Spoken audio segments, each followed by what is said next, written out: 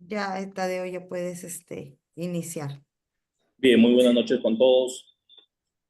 Estamos en esta ocasión, en este nuevo conversatorio organizado por el Instituto Peruano de Investigación y Desarrollo Tributario de nuestra filial Lambayeque.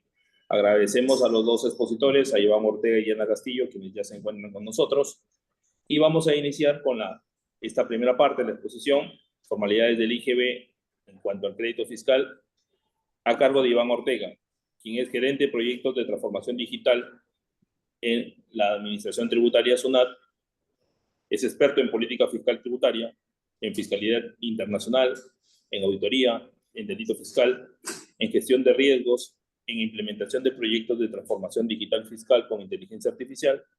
Es docente y conferencista, a quien le recibimos con un aplauso virtual y le damos el uso de la palabra. Buenas noches, Iván. Buenas noches, gracias por la presentación y a través tuyo igual agradecer a IPIDET por la invitación y a todos los asistentes. Va a ser una media hora de poder compartir experiencias y conocimientos que espero sea útil para nuestro quehacer diario, ya sea por un interés académico o profesional propiamente. Así que, sin más, quiero iniciar ya la exposición. Por favor, Tadeo, si me confirma si se me escucha perfectamente. Sí, sí se escucha. Gracias. Bien, y bueno, también agradecer a Diana que comparte conmigo hoy esta reunión, ¿no? Bien, nos invitaron para tocar el tema relacionado a las obligaciones formales y concretamente relacionadas al IGB. Y sí, seguramente con un especial énfasis en el crédito fiscal. Y probablemente por la normativa última vigente y los cambios que traen consigo, ¿no? Así que quiero antes iniciar con un marco introductorio para dar un contexto sobre lo que significa o lo que se entiende la razón de ser de estos paquetes de modificaciones que viene haciendo la administración tributaria dentro de un modelo tributario o dentro de un sistema tributario que busca o cuyo fin es acercarse al correcto cumplimiento tributario, acercando al deudor y al acreedor para que las controversias sean cada vez mínimas y pueda haber un acercamiento en la aceptación, en la conciliación, en la información que se muestra, incluso en un momento previo, incluso a la declaración, ¿no? Un momento anticipado, incluso hoy en día hablamos de un momento ya no solo anticipado, previo, sino en un modelo predictivo, ¿no? Entonces, vamos a ir viendo lo que en el caso del Perú se está haciendo y probablemente tocar lo que en algunos otros países también se viene haciendo en razón, como digo, de acercar o mitigar o minimizar las diferencias que puedan haber con relación al correcto cumplimiento tributario. Y reitero, concretamente al IGB. Dicho ello, entonces, quiero tocar en la diapositiva siguiente un concepto que es básico para lo que vamos a ver. A todos nos queda claro que el bien jurídico protegido por nuestras leyes, por nuestra legislación principal, está concretamente direccionado a dotarle de recursos a un Estado, ¿no? A un Estado en particular, y en este caso al Perú, para que tenga los recursos y poder financiar su presupuesto, para decirlo en sí, ¿no? Y eso es parte probablemente de lo que ya en términos amplios podemos verlo como política económica. Ya concretamente como política fiscal y puntualizando la política de ingresos, esto conlleva a que las entidades respectivas, ya sea el Ejecutivo, el Legislativo o la propia Administración Tributaria, puedan realizar, brindar tratamientos estructurales y operativos para que se viabilice esta dotación de recursos, ¿no? Y en el marco estructural está principalmente la dación de normas, de leyes, reglamentos que viabilicen este fin.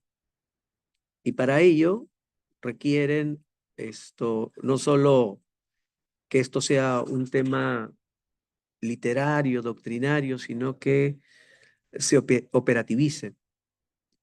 Y para esa o llevar a operatividad, estos tratamientos cuenta con el brazo de la administración tributaria. Y hablamos hoy en día del contexto de una administración tributaria efectiva. Y decimos efectiva porque después de la pandemia, lo que ha quedado claro es que ya no solo países de Latinoamérica o países en vías de desarrollo, sino países desarrollados inclusive, han visto un espacio que nosotros ya luego lo conocemos como déficit, que necesita cubrirse para poder mantener una nación, pero sobre todo para mantener el crecimiento económico. Y eso ha significado llevar a consensos, no solo de países, sino de organismos internacionales respecto a combatir la evasión, la ilusión, la informalidad, el incumplimiento, ¿no? Como una línea de acción principal, importante dentro de sus estrategias para dotar a los estados de los recursos que ahora requieren. Porque se han evidenciado, reitero, con la pandemia, que estos espacios ya necesitan tener una estrategia para no hablar de 80%, 70%, 50% de incumplimientos, sino que estas brechas cada vez se reduzcan y podamos acercarnos a un promedio ideal de tolerancia a estos incumplimientos. Y eso conlleva a que haya la necesidad de fortalecer la administración tributaria, entiendo, pero principalmente fortalecer los sistemas de información y, claro, de control. Y en el momento actual no podemos ignorar, no podemos dejar de lado eh, el momento de la revolución de información o de industrial que vive el mundo. Ya no solo hablamos de 4.0, algunos ya suelen hablar de 5.0 inclusive, pero que conlleva a que las administraciones tributarias entren en un proceso de transformación digital de sus distintos procesos, ¿no? Esto es el marco general de lo que significa el contexto de lo que cada país está obligado a hacer en este marco, ¿no? Por favor, la diapositiva siguiente. Entonces, esto conlleva a intentar identificar y de qué brecha estamos hablando. ¿Cuál es esa brecha de incumplimiento? En América Latina hay un estimado de que esta brecha es cercana al 7% del PBI, ¿no? Que debería de mitigarse. Esta brecha, concretamente en el IVA o en el IGB, es el 2% y cercano al 5% para el impuesto a la renta. Cuantificado, son más de 433 mil millones de dólares en el año pasado. Y sobre la base del 7%, casi todos los países han tratado de hacer sus propios estudios y análisis económicos para entender y identificar cuál es esa brecha de incumplimiento que necesita cerrarse. Porque a partir de ahí necesita cada país mejorar su legislación de cara a tener un sistema más transparente, más justo, más neutral, ya no solo, y me adelanto, no solo desde la perspectiva en el IGB del crédito fiscal, sino también del débito fiscal. Avanzamos, por favor. Entonces, en la diapositiva siguiente vemos un promedio ideal. El promedio ideal en la OCDE está superior al 30% de ingresos tributarios con relación al PBI. En la región está cercano al 22% y el Perú está en un 19,6%. Esto, claro, no solo visto desde la perspectiva de ingresos tributarios como IGB renta, sino todo el marco del sistema tributario, tanto de contribuciones sociales como impuestos municipales y regionales, que hacen que se vea que de un 15 o 16 ahora se vea en un acumulado de un 19%. Ahora bien, tenemos otros países que tienen o nos llevan la delantera en la región respecto al promedio en América Latina. De hecho, el ideal plasmado en documentos, por favor, avanzamos en documentos hechos por el MEF en el marco macroeconómico y por SUNAT en el plan de trabajo que ha publicado este año, refiere que estos incumplimientos, en el caso del Perú, concretamente para el año 2022, ascienden a 63.000 millones de soles, que equivalen al 6,7% del PBI, que es una cifra similar a la que vimos en las diapositivas anteriores, ¿no? Y respecto a la recaudación potencial o mejor, la brecha de incumplimiento en relación a la recaudación potencial supera el 30%, ¿no? Con relación al IGB. Y esto ha ido creciendo en el tiempo. Si bien es cierto, en el 2021 cae, pero cae solamente por un tema puramente de base, ¿no? Porque hacer una medición sobre una base afectada por la pandemia puede haber sido no una medición exacta. Entonces, tenemos estos retos como país en la búsqueda del equilibrio, en la búsqueda de cumplir este fin, donde finalmente todos los ciudadanos de un Estado deben de beneficiarse de los recursos que obtiene un país, un Estado, dentro de un marco de un sistema que puede ser un sistema tributario que puede ser o debe ser seguramente en una línea donde la contribución o la tributación sea acorde a la capacidad contributiva de cada contribuyente, ¿no? Avanzamos.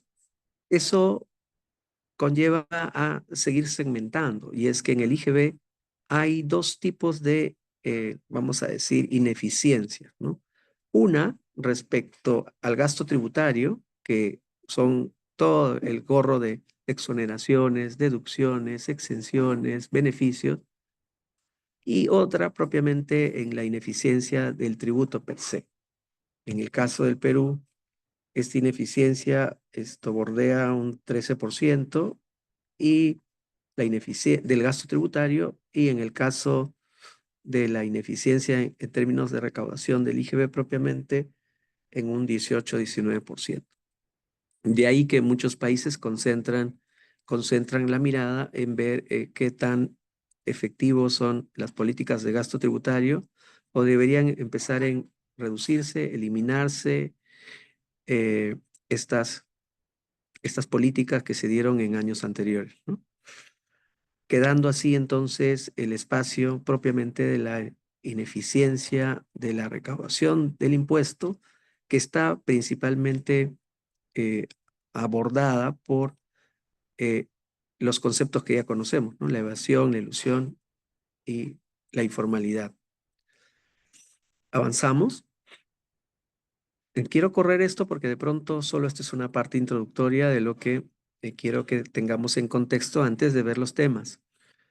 Lo siguiente que quiero mostrar ahí es que en razón de estos incumplimientos es que la Administración Tributaria ha publicado un plan estratégico de acción que tiene dos líneas grandes digamos, de acción, ¿no? La primera línea, que tiene que ver con la generalidad de los contribuyentes, y la segunda con una estrategia de segmentación de operaciones complejas. Para la primera, la estrategia o las dos líneas estratégicas principales es la gestión de riesgos y la transformación digital. Y en la segunda, la fiscalidad internacional y el cumplimiento colaborativo. Son estos cuatro ejes sobre los cuales está el marco de acciones de la administración, que redundan, si quisiéramos agruparlas, en, o puntualizarlas en acciones estratégicas que están detalladas allí, pero yo me quiero concentrar en la primera, que tiene que ver con la gestión efectiva del cumplimiento tributario, ¿no? Amarrada a la gestión de riesgos, a la transformación digital, y que esto significa la puesta a disposición de servicios virtuales que no solo muestren una cara de la administración tributaria, que es para lograr estos fines en solo en el control del cumplimiento, sino también la facilitación de la misma. De esta forma no se pierde el equilibrio que debería ocurrir siempre entre control y facilitación del cumplimiento. Lo que dice también estos documentos es que todo esto debe verse como el ciclo de vida del contribuyente, o como nosotros ya lo conocemos como brechas, ¿no? Y una de ellas es la inscripción, la otra la documentación y registro, la declaración, para luego ir viendo la parte sustancial que tiene que ver con el pago y la veracidad. Y probablemente luego ya nos concentremos únicamente en la parte de los registros de las operaciones, que es parte de este paquete de normas que han ido saliendo, como el decreto legislativo 1532, 1535, 1540 y 1669, que tienen que ver con el registro de ventas, compras, con el perfil de cumplimiento y con esta norma denominada sujetos sin capacidad operativa, para puntualizar algunas de ellas.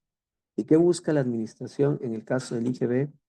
Que todas las acciones o los planes que se conlleven se redunden en un incremento de la tasa efectiva del IGB.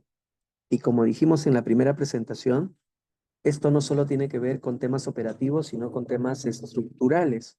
Y dentro del campo de acción estructural, los temas normativos. Avanzamos, por favor. Entonces, esta lámina lo que quiere enfatizar es que este equilibrio entre la facilitación y control tiene un actor importante en la transformación digital, ¿no? Que son herramientas que hoy tiene la administración, que con su sublime, digamos, referente, que es la inteligencia artificial, hoy esto está más empoderada y tiene las herramientas para poder tener una mayor cobertura de gestión, de la gestión. Por el lado izquierdo, para automatizar los procesos, y voy a redundar, la inscripción, los registros y declaraciones, y todos los países hoy en día tienen ello, ¿no? Porque la mayoría de los países hoy permiten tener propuestas de registros y declaraciones a sus contribuyentes, ¿no? Y la otra fortaleza tiene que ver con la interoperabilidad entre las entidades e instituciones del Estado, e incluso entre privados, que permita contar con mayor información, que pueda tener en abundancia el cierre de ciclo del flujo de las transacciones. Y bueno, ello conlleva a también facilitar trámites virtuales, como que es lo que viene ocurriendo en muchos países. De hecho, estos trámites permiten que un contribuyente pueda hacer transacciones desde cualquier parte del país o incluso del mundo. Y por el lado del control, en el dotarle de herramientas analíticas que puedan tener modelos preventivos, predictivos, algoritmos, que puedan significar detecciones en tiempo real, ¿no? Y estas detecciones obedecen a modelos electrónicos, ¿no? Que es lo que más adelante vamos a hablar. Y quiero puntualizar con esta lámina que la importancia que hoy en día dan las administraciones tributarias y seguramente la empresa privada al dato, ¿no? A la gestión del dato, a los modelos de datos, a la calidad del dato, entre otras líneas de acción respecto al uso del dato, ¿no? ¿Avanzamos? Dicho ello, lo que quería mostrarles ya antes de entrar a ver el tema es algunas estadísticas que seguro van a dar razón a los temas que a continuación vamos a ver. Lo primero que quería mostrarles, de acuerdo a las estadísticas que están publicadas en el portal de la Administración Tributaria, es que eh, con relación al IGB hay un directorio de 1.8 millones de contribuyentes. Bueno, si quisiéramos redondearlo, estamos hablando de casi 2 millones de contribuyentes en el Perú que están afectos al impuesto o al IGB, ¿no? Al Impuesto General a las Ventas, de los cuales cerca de 20.000 son los principales contribuyentes, o PRICOS como conocemos, y luego viene el régimen general con 166.000 contribuyentes, el especial con 562.000 y el MIPEP tributario con más de 1 millón de contribuyentes. Entonces, estamos hablando de más de 1.8 millones de contribuyentes inscritos, habidos, activos en la administración tributaria, porque si le sumamos los que están con baja o suspendidos, esto todavía podría crecer más. En la parte derecha lo que se ve es una agrupación por sectores económicos para intentar acercarnos ya en el global de contribuyentes, que son 12 millones, acercarnos en la aproximación de cuánto significan las ventas en total y las compras en total y cuánto se viene recaudando, ¿no? Respecto a un periodo en particular, que es el 2023. Y ahí están vistas los sectores económicos, lo que claramente muestra que hay sectores que, teniendo pocos contribuyentes, tienen digamos, aporte significativo a la recaudación. Pero lo que llama la atención allí es que el rubro de servicios es el que mayor monto le aporta a la recaudación, seguida del comercio, la manufactura, la minería, la construcción, ¿no? Pero resalta el sector de servicios en esta visualización, ¿no? Pero quise poner esta presentación para primero poner en reflexión lo siguiente, ¿no? Si tenemos más de 1.8 millones de contribuyentes afectos a IGB, también, de acuerdo a la publicación que hace la Administración Tributaria de la cantidad de emisores de comprobantes electrónicos que existe hoy en día, tenemos en su fuente que son 800.000 o un poco más de 800.000 contribuyentes que emiten un comprobante de pago electrónico en un periodo determinado. Y allí viene la reflexión, ¿no? Porque, claro, esto en primer lugar son 800.000 emisores, vendedores, contribuyentes que van a anotar estas operaciones en su registro de ventas, pero no necesariamente los receptores, es decir, los que compran, tienen que ser la misma cantidad, es decir, 800.000 contribuyentes. De seguro la cifra es mucho más. Y si tratamos de ver las estadísticas que publica la administración de cuántos contribuyentes presentan el 621, y esta estadística está entre 1.2 y 1.3 millones, podríamos pensar que al menos, bueno, en el extremo, porque seguro hay muchos que presentan sin movimiento o en cero, pero en el extremo podrían ser 1.2 o 1.3 millones. Entonces, tenemos en ese ejercicio hipotético 800.000 emisores de ventas y cerca de 1.2, 1.3 millones en compras.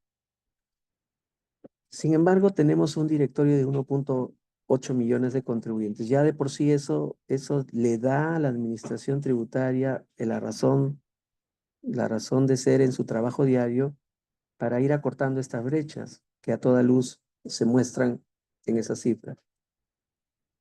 Y quiero culminar esta diapositiva hablando sobre lo que vimos en las anteriores, que tiene que ver con la tasa efectiva del IGB. Si lo que se busca es que se tenga una tasa efectiva en razón del promedio de la región, o propiamente en los comparables como sectores económicos, y nos ponemos a pensar en un hipotético, digo yo, donde la tasa efectiva redunda en un 2 o a un 5%, viene la reflexión en el sentido de ver de la determinación simple de esta tasa, simple digo porque es un poco más compleja que lo que voy a decir, donde arriba está el débito menos el crédito fiscal y abajo las ventas gravadas. Y eso es lo que va dejando como margen neto entre el débito menos el crédito sobre ventas gravadas.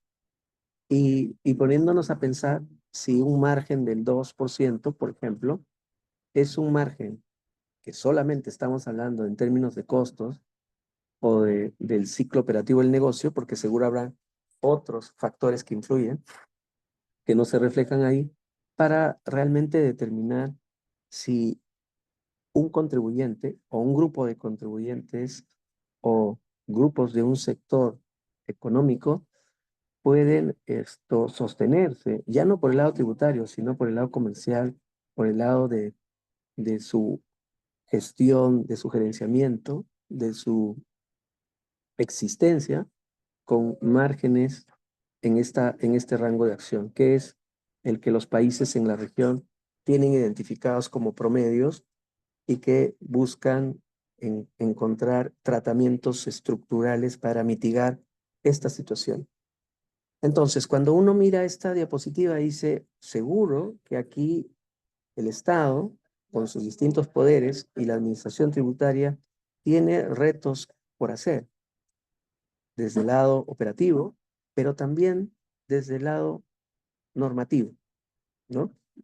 Y es lo que quiero exponer a continuación, por favor, si avanzamos. Y quiero exponer a continuación, visto desde lo que significan las obligaciones que podríamos primero, seguro, puntualizar en las obligaciones formales, para luego, de pronto, si da el tiempo, hablar de las obligaciones sustanciales. Pero claramente en la primera, que es contar con un RUC, y la Administración Tributaria ha puesto una plataforma virtual para que los contribuyentes o la gran mayoría pueda tener su inscripción en línea. En la documentación de operaciones, esto cada vez menos, y se prevé que en años siguientes desaparezca el comprobante de pago físico, para que en todos los tipos de comprobante de pago que hoy existen o documentos autorizados, solo prevalezca el documento electrónico, o como dicen en otros países, permanezca como un único formato la factura electrónico, dejando para la concurrencia el espacio controlado, porque es lo que hacen en otros países, un espacio controlado de la emisión de este tipo de documentos. Luego viene la contabilidad, que tiene que ver con el registro de las operaciones, y estamos hablando de ventas y compras, ¿no? Y para ello la administración ya ha implementado en lo que se denomina como Sistema Integrado de Registros Electrónicos, el SIRE, que permite a los contribuyentes, a partir de sus comprobantes, tener una propuesta de ventas y compras de sus operaciones. Y aquí me detengo un poco para decir que esta propuesta de ventas y compras, como se habrán podido dar cuenta, es a partir del segundo día calendario de cada mes.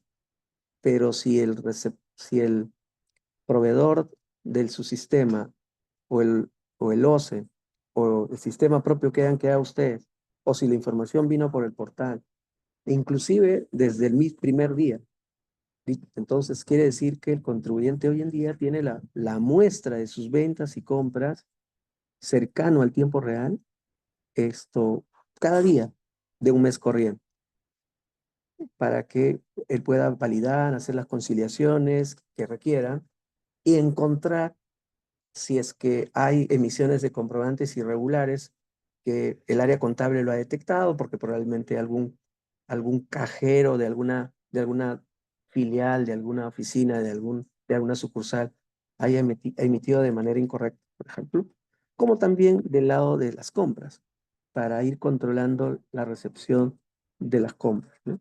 Y ahí también quiero hacer un paréntesis que más adelante voy a abundar, que es que en esta interacción que yo vengo desde de hace unos años atrás, sosteniendo con contribuyentes, con empresas, con gremios, claramente vemos cómo la transformación digital ha transformado a las organizaciones, a las empresas. Claramente. El área logística que hoy tiene, incluso prescinde de locales de almacenamiento porque la cadena se ha integrado de tal manera que casi en tiempo real ocurre la venta y la producción. O sea, yo estoy vendiendo y de inmediato se está conectando con el que fabrica ese producto en otro país para que me provea y llegue y viaje con una trazabilidad por mar, por avión, y llegue a país y se distribuya directamente al domicilio de quien está haciendo la compra. Y los ejemplos son aquellos aplicativos que tenemos instalados en nuestro celular, seguramente que incluso nos permiten hacer la trazabilidad y poder hacer las operaciones incluso como usuarios, sin ser empresas, ¿no? O sea, claramente la transformación digital ha transformado los modelos de negocio en todas las áreas, pero curiosamente pareciera que una de las áreas que ha sido poco beneficiada con este proceso de transformación, o aparentemente poco beneficiada, son las áreas de contabilidad, donde todavía queremos hacer ciertos procesos manuales o ciertos cruces manuales o ciertas validaciones manuales o no necesariamente manuales, pero con un flujo que puede ya no ser acorde al tiempo en el que vivimos. Porque si yo quiero validar que si una mercadería llegó a mi almacén y que si le dio la conformidad tal área y si le dio la calidad tal área antes de rechazarla para validar la factura, si los procesos de venta, los procesos en otras áreas de una empresa han evolucionado a pasos agigantados, debiera ser también esto en la parte contable, ¿no? Bueno, y luego viene la parte de la declaración. Para ello, la administración ha facilitado un formulario virtual para que la información sea procesada en línea y el contribuyente pueda tener en línea esta determinación. Y finalmente, para el pago, con la creación de plataformas que permiten esta multicanalidad donde hay una parrilla de pagos, una interconectividad, incluso hasta ahora con monederos digitales para viabilizar o facilitar el pago mismo. Entonces yo me quiero detener allí porque claro, ¿esto qué significa? Esto significa, para lo que hemos estado hablando, dar mayor transparencia, mayor seguridad jurídica, para ambos partícipes de una operación, tanto vendedor como comprador, pero inclusive terceros como la administración tributaria. Permite la trazabilidad. Hoy en día ya no solo un actor puede dar conocimiento o pocos actores pueden dar conocimiento de lo que ocurre en el flujo del cumplimiento tributario, sino que si el que gerente quisiera, puede tener transparentemente acceso a toda esta trazabilidad, ¿no? Y de hecho, acá estoy obviando algunos otros temas como la trazabilidad de las mercaderías a través de la guía de remisión, que no es parte de esta exposición, pero ya tenemos la trazabilidad documentaria, la trazabilidad de la mercadería y en algunos países la trazabilidad del pago, ¿no? Con eso se va cerrando el círculo, porque un país que tiene la trazabilidad del pago, del documento y del bien, probablemente es más eficiente ayudando o facilitando la gestión empresarial.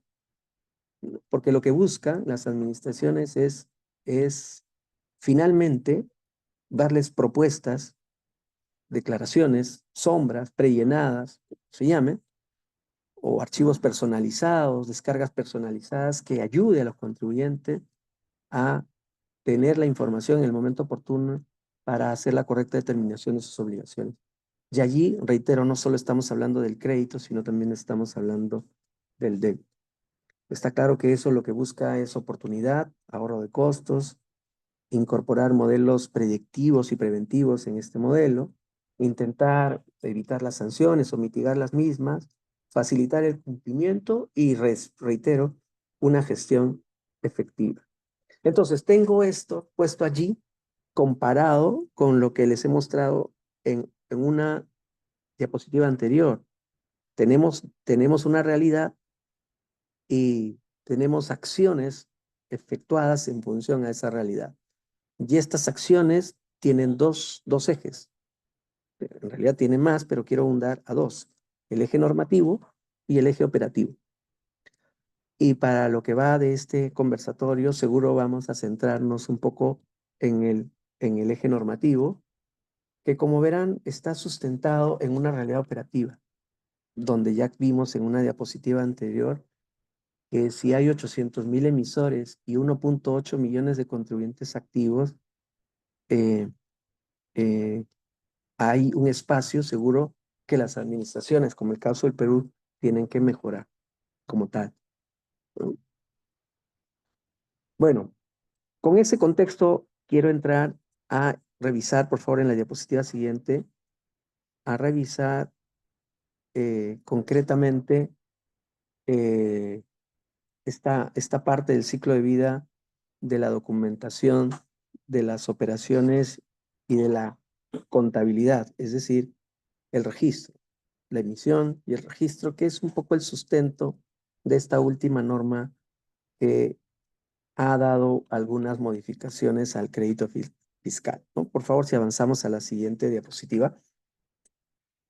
Y es que el marco normativo dice, bajo el sustento o la exposición de motivos de estas normas, de estos paquetes de normas que han salido, que se sustenta en que estando en un contexto donde hoy el contribuyente emite comprobantes de pago electrónicos y en el contexto donde el único documento va a ser un documento electrónico y que esas brechas se van a ir cerrando, esto cada vez evitando el documento físico, en ese contexto es que ese sustento de motivos explica que en temas de cantidad hasta en 2 días de emitido un comprobante, perdón, 2 meses de emitido un comprobante, hay un porcentaje considerable de contribuyentes que anotan estos comprobantes en su registro de compra,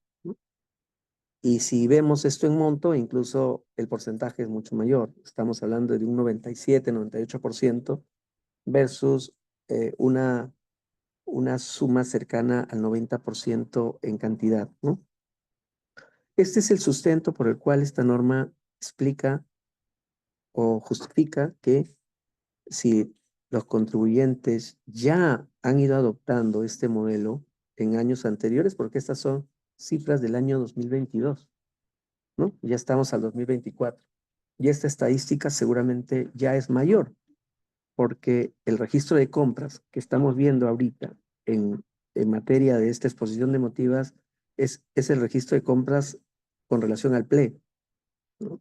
Y ahora estamos en otro contexto distinto con relación al CIRE, donde estas estadísticas seguramente ya son mucho mayores, por la propuesta propiamente del CIRE, porque lo que hace el CIRE es proponerle los comprobantes en la fecha de emisión, ¿no? O una gran parte de los comprobantes en la fecha de emisión. Todavía teniendo el espacio, el CIRE, de ir incorporando el resto de los comprobantes para que cuando entre en vigencia esta norma, reitero, cuando entre en vigencia esta norma, esté cerrado todos estos espacios que necesitan cerrarse para que pueda fluir lo que esta norma pretende realizar. Esa es la interpretación que justifica la exposición de motivos de esta norma como las demás, ¿no? Entonces reitero que en un contexto donde se requiere prepararse de cara a un reglamento a entrar en vigencia, se necesitan hacer acciones. Y una de esas acciones es cerrar los espacios que hay en la emisión electrónica, como cerrar los espacios en lo que la administración tributaria quiere o pretende, que es tener una propuesta integral de ventas y compras a los contribuyentes.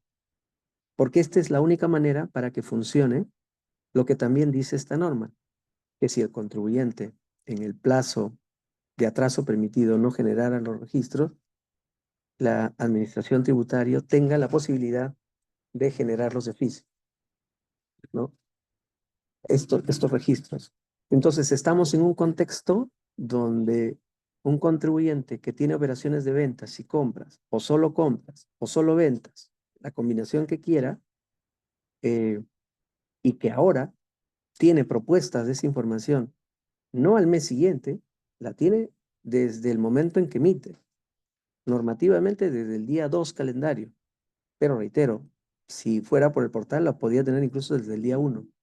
Vamos diciendo entonces que durante los 30 días corrientes días de un mes corriente, el contribuyente va viendo propuestas de ventas y compras y cómo éstas se van añadiendo, acumulando día a día. De tal manera que si ahora tiene esta visión, él pueda dar cuenta de lo que está de acuerdo como de aquello que no está de acuerdo. Y en este caso particular ya no estamos hablando de compras, sino también estamos hablando de ventas.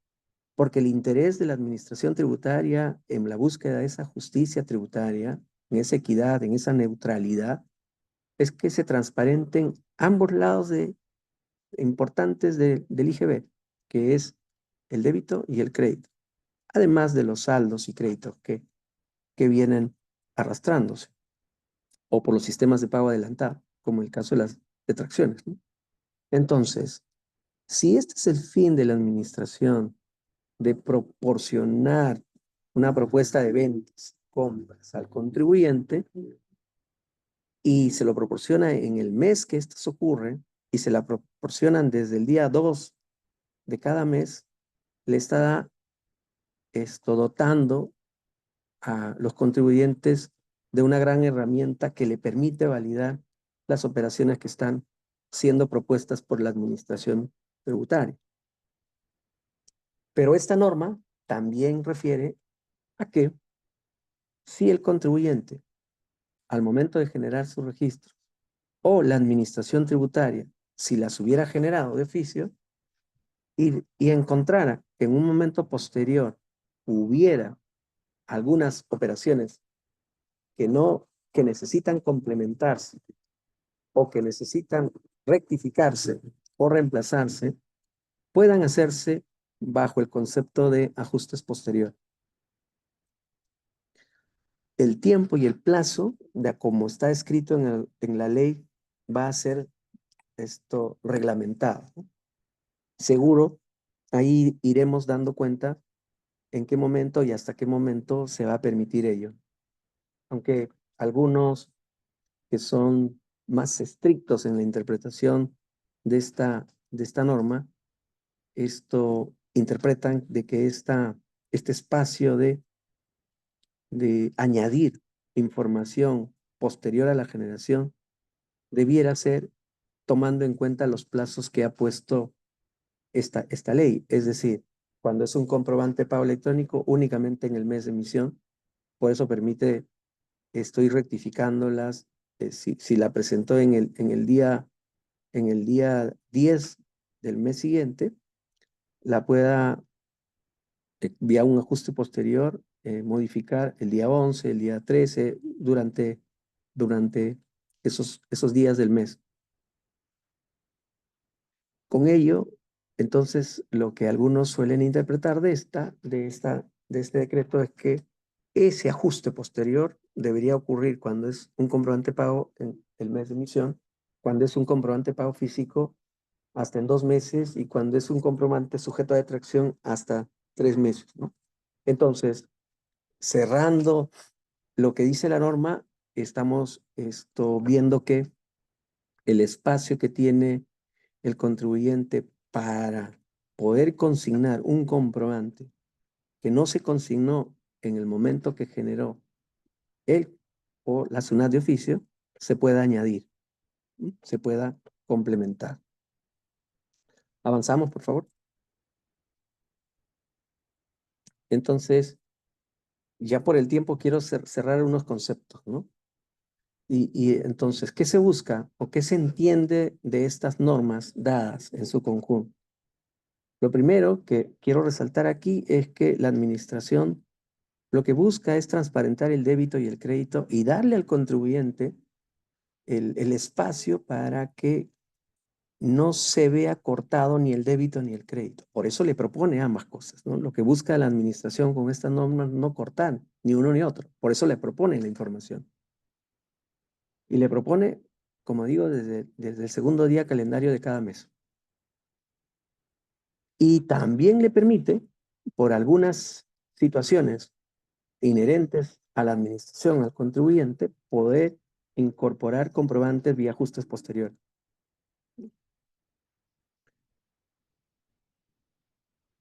El énfasis de la generación de oficio está claro, ¿no? En la estadística que acabamos de ver, es que de 1.8 millones, 800,000 son emisores y incluso hay que ver si de esos 800,000 emisores, los 800,000 están declarando, ¿no? Y evidentemente, por la experiencia de otros países y por lo que la administración en Perú ve o visualiza, es que inclusive del grupo de estos 800,000 que son emisores electrónicos, no todos declaran. No todos declaran. Entonces, ese es el fin máximo de la administración, ¿no?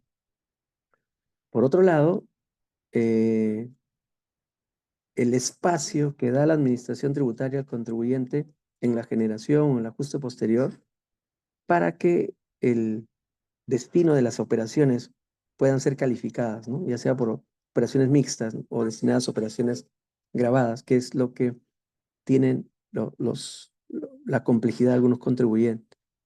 Y de hecho, para esta generación de oficio, lo que busca es tener un prorrateo de sus operaciones. Y bueno, el énfasis en la no generación de infracciones. Y quiero decir aquí algo final, ¿no? Y lo final que quiero mencionar acá es que si en buena cuenta hay una intención normativa de regular la formalidad que refiere la norma del IGB para dar derecho a crédito fiscal, no es un esfuerzo aislado, es un esfuerzo que viene dentro de un modelo que busca acercarse a, o mejor dicho, busca facilitar al contribuyente el cumplimiento de sus obligaciones tributarias. Entonces, la intención, evidentemente, de aquel que no cumple, como hemos visto en estas brechas, es dotarle a la administración tributaria de herramientas para este que no cumple, para estos cerca de 1 millón de contribuyentes que están ahí en el directorio y necesitan verse validados, para este 6.7% del PBI de evasión o incumplimiento. Entonces, no solo está enfocado en un grupo de quien no cumple, sino también está enfocado en facilitar el cumplimiento a quienes sí tienen por decisión cumplir con sus obligaciones tributarias. En ese marco, estas, digamos, menciones normativas para ejercer el crédito fiscal y también seguro para el débito fiscal, porque hay que ver ambos lados, ¿no?, de la moneda, tienen ese fin. De tal forma que lo que busca la administración es que el contribuyente pueda tener la propuesta total de su declaración mensual del IGB. Sus ventas, sus compras, el arrastre del crédito del mes anterior y además el uso de las percepciones, las retenciones, con la conexión al pago, las detracciones para el derecho al crédito fiscal, entre otras situaciones que ha descrito la norma, como la bancarización, como la conformidad o disconformidad del comprobante de pago o de las operaciones al crédito, como los sujetos sin capacidad operativa, como los que tengan un perfil de cumplimiento bajo un modelo de riesgo, entre otras situaciones que van a permitir a la administración o permiten hoy a cualquier administración tener esta información que lo que busca es, ante cualquier diferencia, discrepancia, error, anomalía, dársela a conocer al contribuyente oportunamente para que justamente se evite o se llegue a la necesidad de un modelo de control posterior, donde se tenga que validar estas transacciones en un momento posterior. Y esto está en el marco de digamos, de las acciones de la administración tributaria, como vimos en su línea estratégica, de poder tener acciones a la generalidad de los contribuyentes, ¿no? Porque seguramente las operaciones complejas tendrán otro nivel de tratamiento. Pero bueno, dado que el conversatorio de hoy versa sobre estas obligaciones formales, quería que todos tengamos en contexto esta obligación, pero bajo el escenario de lo que los países y las administraciones tributarias hoy en día tienen en ese contexto. No es un contexto no es un contexto de hace 10 años, de hace 20 años, de hace 5 años, de hace 3 años. El contexto es diferente. Quiero dejar ahí para dar espacio a Diana y a los asistentes. Muchas gracias.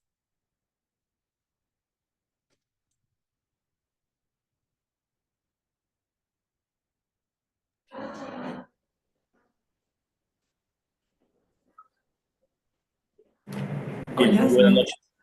Vamos a continuar con la exposición de Diana Castillo, quien es directora de Tax Transformation. Ella es magíster en tributación y política fiscal por la Universidad de Lima y contadora pública por la Universidad Nacional de Trujillo. Con 17 años de experiencia en KPMG y 4 años de experiencia anterior en SUNAT. Actualmente es directora de Tax Transformation en KPMG. Su experiencia se centra en la transformación de la función fiscal y el cumplimiento tributario, combinando tecnología y optimización de procesos en un enfoque fiscal, especialmente en las industrias de banca, telecomunicaciones y retail. Le damos paso a Diana. Adelante, muchas gracias. Muchas gracias a todos, buenas noches, gracias por la invitación. Sí, efectivamente, Iván, como siempre, excelente dándonos el contexto de por qué surgen estos cambios y todo este proceso de transformación. Y precisamente voy a empezar con eso, parte de estas reflexiones, otros comentarios, si me permite, ¿no? O sea, coincido contigo en el sentido de que hacías énfasis de que muchas de las áreas operativas hoy en día de las empresas, de los negocios, han visto la necesidad de transformarse para poder generar mayor valor a la empresa y generar obviamente mayor eficiencias en sus procesos. Y que uno de los dolores muy importantes es que la velocidad con la que también se han transformado las áreas contables o impuestos no necesariamente es la misma, ¿no?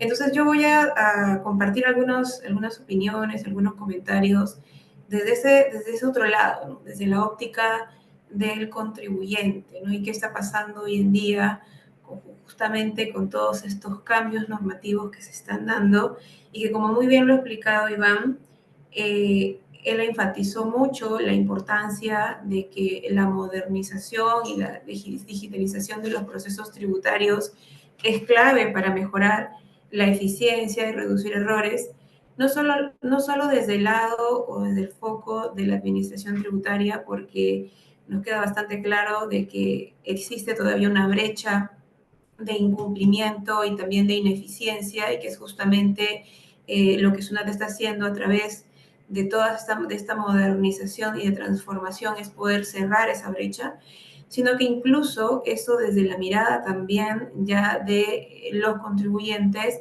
también, ¿no? O sea, ayuda también a reducir los errores, ayuda a mejorar la eficiencia y obviamente a simplificar el cumplimiento tributario, ¿no? Entonces, partiendo de ese contexto, para estar todos alineados, es que sí existe, ¿no?, esta necesidad hoy en día de los departamentos fiscales y contables de poder asegurarse, ¿no?, de que sus sistemas realmente estén alineados con las nuevas regulaciones. ¿Y por qué? Porque esto, primero, que les va a permitir poder adaptarse rápidamente a estos cambios normativos, sino que precisamente van a poder también con esto seguir cumpliendo con sus obligaciones tributarias y evitar sanciones, ¿no? Entonces, el uso de las herramientas tecnológicas, venimos hablando en diferentes foros sobre esto, es una herramienta como tal, ¿no? Que parte bajo la premisa de que esto ayude a maximizar los beneficios que la empresa pueda tener como objetivo, pero ya desde el enfoque del tema que hoy nos convoca es que pueda asegurarse que exista una transición más fluida en el cumplimiento fiscal, ¿no? Entonces, cuando hablamos a raíz ya de este decreto 1669, ¿no? Que justamente introduce unos cambios dentro de lo que corresponde, en cuanto a lo que corresponde a la aplicación del crédito fiscal o la regulación, en este caso del registro de compras y la anotación de las operaciones, ¿no? Nace bajo el contexto que lo que busca es facilitar justamente el cumplimiento de las obligaciones del contribuyente, considerando todo este contexto que Iván muy bien explicado, de que ya existe un uso masivo de los comprobantes de pago electrónicos, de que la administración hoy en día viene implementando herramientas tecnológicas que buscan brindar también o poner a disposición del contribuyente la información para que también pueda cumplirla, ¿no? Y sabemos que ahorita este decreto todavía está sujeto a que se publique, ¿no?, la resolución de superintendencia, donde seguramente nos va a dar mucho más detalle de cómo la forma, los requisitos, las condiciones, para que efectivamente los contribuyentes puedan ya sea confirmar, rectificar o complementar la información que consigne SUNAT, ¿no?, respecto de sus registros de ventas o compras. Entonces, bajo este escenario, Iván, precisamente habían estas dudas o estos temas de si el hecho de que SUNAT, por ejemplo, me genere el registro de compras, este registro de compras ya es el definitivo, o el contribuyente puede hacer algo posteriormente, seguramente es algo que el reglamento también lo va a ir precisando. Si se pierde o no el derecho del crédito fiscal, hablábamos, y lo explicaba Iván, de que esto está respecto a obligaciones formales, entonces viene también la otra disyuntiva, y estamos hablando de qué sucede, pierdo o no el derecho a mi crédito fiscal, ¿no? Y el otro tema que hemos venido también, así como muy de cerca, ¿no?, teniendo estas conversaciones con grandes grupos económicos y en general con las empresas, es que efectivamente estos nuevos cambios para la anotación del crédito fiscal nos pone un foco desde el eje no solamente normativo, sino desde el eje operativo. ¿Y por qué menciono esto? Porque esto está generando hoy en día algunos desafíos para muchas de esas empresas que son muy grandes, y por ser muy grandes incluso no permite poder moverse rápidamente en base a lo que también se genera con estas normas, y que tienen que partir incluso de un punto antes al contexto fiscal, que tiene que ver con cómo están sus procesos dentro de su gestión administrativa, ¿no? Porque nos decían muchos de ellos, oye, en verdad, para mí es un reto, si bien es cierto, tengo a disposición hoy en día, del segundo día, calendario, la información de mis comprobantes o del momento que el proveedor emite a través del portal de SUNAT, pero tengo una barrera, ¿no? O sea, tengo por un lado mi contexto de mi gestión administrativa, en los cuales tengo ciertos dolores, ¿no? Porque, por ejemplo, para que esta comprobante pueda anotarse, necesito de que mi área de compras, o el usuario en este caso del servicio o la compra del bien, dé el ok, de que está conforme con lo que el proveedor está facturando, si está de acuerdo a las condiciones comerciales, por ejemplo, ¿no? O las rendiciones a cuenta, de que no se hacen a la velocidad que quizás quisiéramos desde el ámbito administrativo que se hagan, ¿no? Y eso que está generando, que muchas empresas hoy en día digan, oye, en verdad tengo que hacer un análisis de mis procesos. Por eso también ahí Iván mencionaba mucho de que la administración tributaria ha hecho mucho este tema de assessment de sus procesos fiscales, y las empresas hoy en día están empezando a notar también esa necesidad, ¿no? O sea, tengo que hacer un assessment de mis procesos, partiendo incluso desde mis áreas administrativas, para entender dónde está ese cuello de botella o dónde está esa complejidad que hoy me puede poner en un aprieto respecto del momento de la anotación de este comprobante, porque tengo otras barreras que me limitan a que pueda finalmente decir, ya puedo anotarlo, ¿no? Imagínense que hoy emito el comprobante, en los primeros días de diciembre, yo tengo mi propuesta, tengo la versión o la versión que pone SUNAT, pero esa factura todavía no se ha anotado, o sea, mi contabilidad todavía no está anotada. Y precisamente es porque si empezamos a buscar la raíz de los temas, es porque, como les digo, por estos casos de gestión netamente operativa, administrativa, ¿no? Entonces, ¿qué desafíos está generando esto para las empresas? Que sientan que existen plazos cada vez más estrictos, sin duda, para la anotación de las operaciones, los que han podido revisar el decreto o lo que ha explicado precisamente Iván, nos pone 3 reglas, ¿no? Para aquellos comprobantes que son sin detracción, comprobantes de pago electrónico sin detracción, comprobantes de pago electrónico con detracción, y para aquellos que todavía puedan ser comprobantes físicos, ¿no?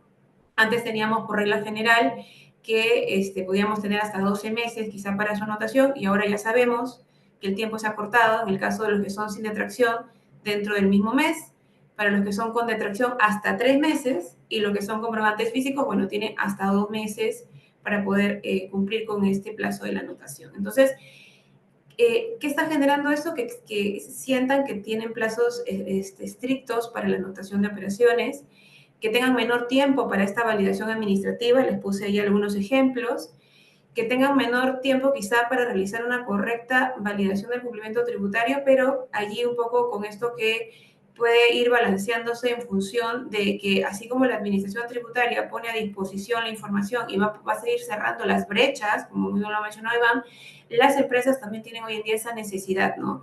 De empezar a transformar, sobre todo en las áreas fiscales y contables, de empezar también a incorporar este proceso de transformación para que precisamente este procedimiento de validación del cumplimiento tributario no termine siendo algo que finalmente no les permita cumplir con sus obligaciones, ¿no? Y la otra incógnita, como les decía, ¿qué pasa con si pierdo o no el control en sí sobre el uso de mi crédito fiscal? Y no sé si esto lleve a algún tema colateral, dependiendo ya cada caso, de algún tema que quizás pueda generar alguna infracción. Entonces, esto sí representa, como les digo hoy en día, estos desafíos. Considero que existe una gran oportunidad para que las empresas puedan empezar a mirar, ¿no? Desde esa transformación dentro de sus áreas contables, fiscales, que empiecen a verificar sus procesos y cómo hay procesos que van más allá netamente de lo fiscal, como acabo de decir, hay que verificar cómo me afecta mi proceso de administrativo, mi proceso de compras, mis procesos de mis áreas de repente B2C, B2B, porque al final todos estos se integran y cada vez la información y los datos están cada vez más conectados y entrelazados, que todo va a tener siempre un impacto dentro de mi cumplimiento fiscal, ¿no? Entonces, existe esa gran oportunidad también y que de una u otra manera esta transformación de la administración tributaria también está impulsando a que las empresas se cuestionen el cómo pueden adaptarse, ¿no? Bien, entonces, sobre estos pequeños comentarios que he podido dar, creo que, Iván, queda claro de que todavía existe un paso, o mencionabas tú, existe todavía unas brechas por cerrar, mencionaste ese término, para poder justamente poder implementar o que esta norma ya se pueda implementar o entrar en vigencia, ¿no? Y desde tu óptica, Iván, no sé si tú ya con todo lo que hemos venido conversando del contexto y de cómo las compañías hoy en día tienen que adaptarse, ¿qué recomendaciones quizás tú puedas también brindarles a los contribuyentes? Porque esto va a ser parte de la gestión de cambio. Ya con lo que tenemos propuesta CIRE, tenemos el tema ahora de este decreto legislativo, mencionabas otros decretos como el perfil, por ejemplo, el tema de sujetos sin capacidad operativa, luego el tema seguro de la propuesta, de la presentación de la propuesta de declaración incluso. O sea, vemos el camino, la ruta, ¿no? Y ustedes han sido muy transparentes en contarla, en las diferentes formas de comunicación, ¿no? Que existen. Entonces, ¿cuál sería, Iván, tu consejo respecto desde ya mirándolo desde el otro lado, que es un poco lo que yo he querido comentar, y qué tanto, y no sé si tendrás esta información, de qué tanto podría ser esta brecha que aún la zona tiene que cerrar para que esto ya entre en marcha, ¿no? Porque entiendo que incluso está vinculado también con el tema incluso de CIRE, ¿no? Entonces, sí, esa es mi pregunta y más bien, muchas gracias. Gracias a ti. Bueno, queda claro que seguro que el reglamento hará algunas precisiones adicionales a todo lo que ya se viene diciendo de la norma, ¿no? Ahora, tampoco seguro va a ser nada muy alejado a lo que ya ha establecido como parámetros. Pero una vista general, diría yo, Diana, es que como debiera verse, es que finalmente la norma, el Estado, la administración tributaria, lo que busca, o mejor dicho, lo que no busca es mermar o impedir o eliminar el ejercicio del crédito fiscal, sino más bien lo que ha buscado es optimizar y transparentar ese ejercicio, ese derecho. Y tanto así que ahora la propia administración se la propone en su registro de compra y se la propone en su declaración. Esa es de pronto una óptica general, ¿no? No es un sentido donde yo no quiero que la use, sino más por el contrario, la finalidad es que esta más bien sea transparentada. Y reitero, no solo ya desde el lado del crédito, sino también desde el lado del deviso fiscal, ¿no? Justo en la búsqueda de esa neutralidad. Hay un reto seguro para todos en seguir reinventándonos, ¿no? En esa resiliencia, ya no solo a profesionales contables, sino a las empresas en sus áreas contables, tributarias, financieras, para que se alinee en esta cadena de valor, porque es evidente que otros procesos se han tenido que alinear a este mover, ¿no? E incluso seguro de por medio de grandes inversiones, pero se han tenido que alinear a ello. Y este es un reto que nos lleva a todos. De hecho, hay una frase que conlleva a este mover de la digitalización o, o de este momento de Industrias 4.0 que dice de esta forma, ¿no? Que, que la digitalización o las Industrias 4.0 no solo cambian lo que hacemos, sino también lo que somos. Y creo que por ahí va el tema de esta adaptabilidad, y ya no solo a la forma de hacer las cosas, sino a lo que somos y a los principios que defendemos. Porque claro, si queremos entrar a cuestionar los principios del derecho tributario, si las normas tienen una excepción, si no deberían tenerlas, es como cuando se discute la generalidad de las normas, la proporcionalidad de las normas, en fin, todos los demás principios, seguro va a haber espacio para encontrar algún debate, alguna crítica a la misma. Cuando me dices cómo se ve desde fuera, yo creo que hay que un poco ver lo que está pasando en otros países para ver cómo otros países están atacando y no solo por el lado del control, sino por el lado de la facilitación. ¿Qué es lo que vienen haciendo para que se garantice el cumplimiento tributario de todos sus contribuyentes, ¿no? Y veremos que en muchos países los esfuerzos son comunes o las acciones normativas son comunes o casi comunes y con algunas variantes sobre la misma, ¿no? Entonces, en esa línea creería yo que el, el pensar, el pensar en que ahora tenemos menos tiempo para hacer las cosas, bueno, las tenemos en muchas áreas de nuestro trabajo, en nuestra actividad, en nuestros procesos, como en nuestro día a día, ¿no? Pero que hemos sabido afrontarlas y reinventándonos todos en el camino, ¿no? Esperamos que el reglamento haga más precisión, pero yo creería que la mayor precisión que tiene que darse es que una vez generado el registro, ya sea por el contribuyente, por la administración, no se quita el derecho todavía de hacer algún ajuste posterior. Y habría que ver el tiempo que permitirá el ajuste posterior. Si es hasta el límite de lo que ha dicho el decreto legislativo o es que se va a entender un tiempo extendido. Probablemente ya no sean 12 meses, ¿no? Pero seguramente habrá un espacio. De pronto eso seguramente es una precisión que todos esperamos para tener el espacio necesario, el espacio que se requiere, ¿no? Eso, Diana. Perfecto. Gracias, Iván. Sí. Ok, sí, Tadeo, de mi parte, y luego de Iván, ¿pueden hacer sus preguntas los Sí, asistentes?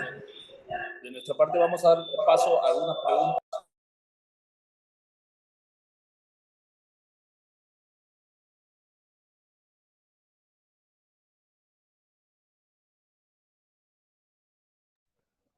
Vamos a dejar un plazo prudencial para que si alguno de los participantes quiere hacer alguna pregunta, pueda hacerlo a través del chat. Y yo voy leyendo las preguntas para poderlos. Johnny Esquivel nos dice, Iván, ¿y cuando los recibos de servicios públicos se podrían visualizar y cuándo los recibos de servicios públicos se podrían visualizar en los registros de compras?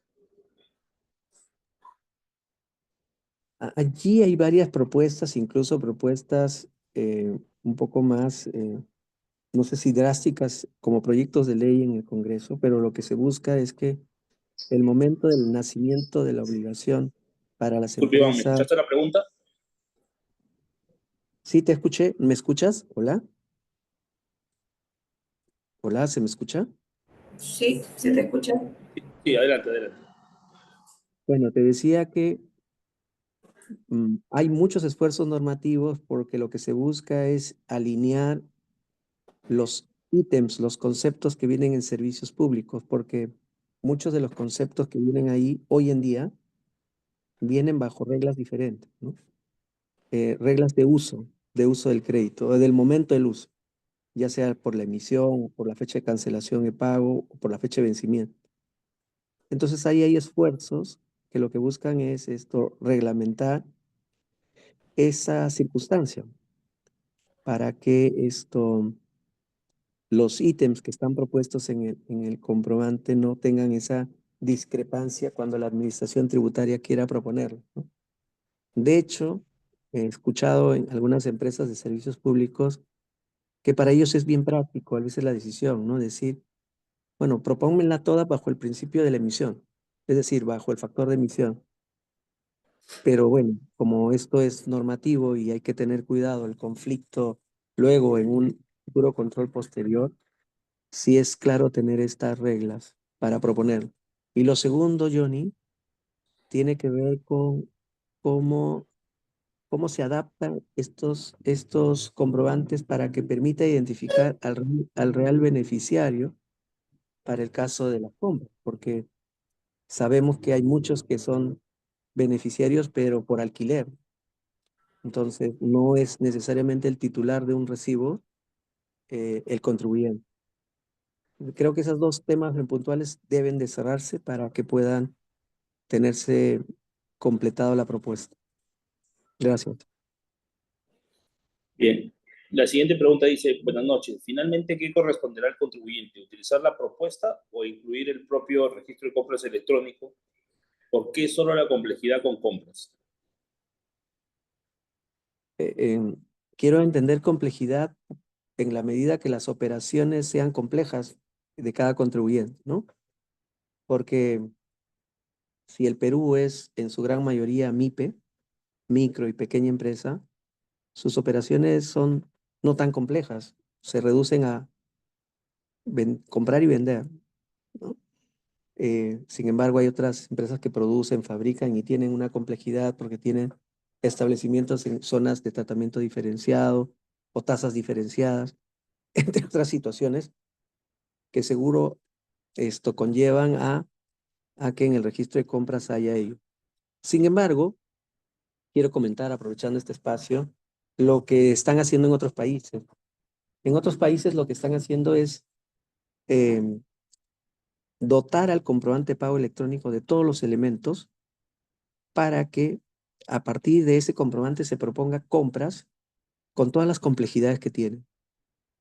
Es decir, lo que se pretende es robustecer el comprobante de pago para que de ahí fluya todo. esas son las acciones que vienen realizando a nivel de otros países que probablemente el Perú en su momento, si es que no, ya lo está evaluando. Gracias.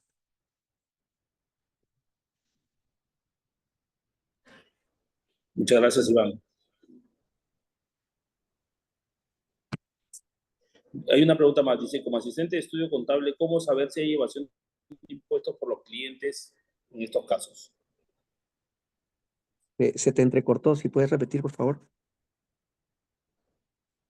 Sí, voy a repetir. Como asistente de un estudio contable, ¿cómo saber si hay evasión de impuestos por los clientes en estos casos? Esto es un tema, yo creería, progresivo, ¿no? Porque, reitero, muchos países están adoptando y muchos organismos internacionales están empujando a la administración tributaria a tener controles preventivos, a hacer un modelo más preventivo que reactivo. ¿Eso qué significa? Eso significa que los contribuyentes tempranamente sean alertados de algún tipo de diferencia, anomalía, inconsistencia, observación, que acorde a la normatividad o la legislación tributaria deba ser observada. Entonces, si hoy yo quiero alertar, por ejemplo, ¿no? Que hay alguna, no sé, pues una operación que transgrede algún marco normativo, no necesito esperar a que la SUNAT me fiscalice 2 años después o 3 años después. Hoy, en el mismo momento, en el mes corriente, en el mismo registro o en la misma emisión, debiera ser alertado. Y a eso están empujando el reto a todas las administraciones tributarias. De hecho, el mayor reto que tienen las administraciones tributarias en el mundo es que en el mismo momento de la emisión se puedan cerrar esas brechas. Y respecto a la evasión, que fue la parte inicial de tu pregunta, controlando la documentación no es suficiente para cerrar la brecha de la evasión. A ello tiene que sumarse el control de la trazabilidad de las mercaderías. Y aún así, controlando la trazabilidad de las mercaderías y la documentación, todavía no es suficiente para cerrar la brecha de evasión. Por eso es que muchos países ya han incorporado en su normativa la trazabilidad del pago, ¿no? Entonces, o qué esfuerzos están haciendo los países? Tener la trazabilidad de estos 3 ejes de una transacción. Y no solo ello, sino que muchos países ya están encaminados en la bancarización de su economía. Hoy en el Perú todavía hay límites para bancarizar operación. Sin embargo, en otros países esos límites están muy residuales y en algunos ya ni existen. De hecho, hay países en continentes tecnológicos en donde la moneda física o digital como la conocemos ya no es la moneda de la transacción.